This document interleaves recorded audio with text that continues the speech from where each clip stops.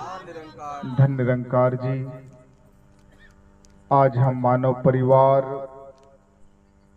ग्राम अकोढ़ी में एकत्रित होकर इस निराकार पार ब्रह्म परमात्मा का यशोगान कर रहे हैं। सत्संगत बहुत ही सुंदर भजन रहा। महापुरुषों ने अपने दिल की उद्गार सदगुरु के समक्ष रखने का प्रयास किया। सत्संगत विचार करने की बात है कि हमने अपने पिता को पहचान लिया, अपने मामा को पहचान लिया, अपने चाचा को पहचान लिया, अपने दादा को पहचान लिया, अपने सारे रिश्तेदारों को पहचान लिया।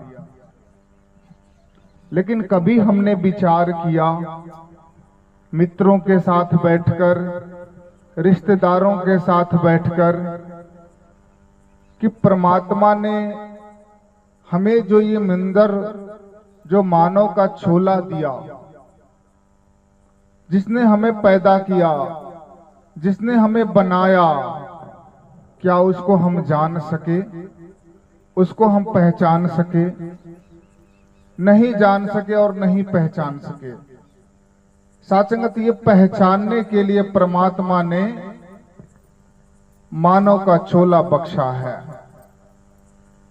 क्योंकि सात्संगत मिला है तुझको ये मानव तन केवल प्रभु को पाने को।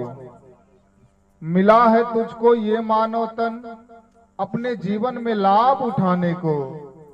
परमात्मा ने तेरे ऊपर जो अनुग्रह करके, कृपा करके, बख्शिश करके, मेहर करके जो तुझे ये सुंदर जो मानव का चोला बख्शा है, ये केवल प्रभु परमात्मा निराकार को जानने के लिए, इसको पहचानने के लिए, इससे रूबरू होने के लिए परमात्मा ने ये हमें ये सुंदर मानव चोला बख्शा। और साथ संगत जीवन में लाभ उठाना है। क्योंकि साथ संगत अगर हम परमात्मा को जान गए, परमात्मा को पहचान गए, तो साथ संगत हम जीवन का लाभ उठा लेते हैं।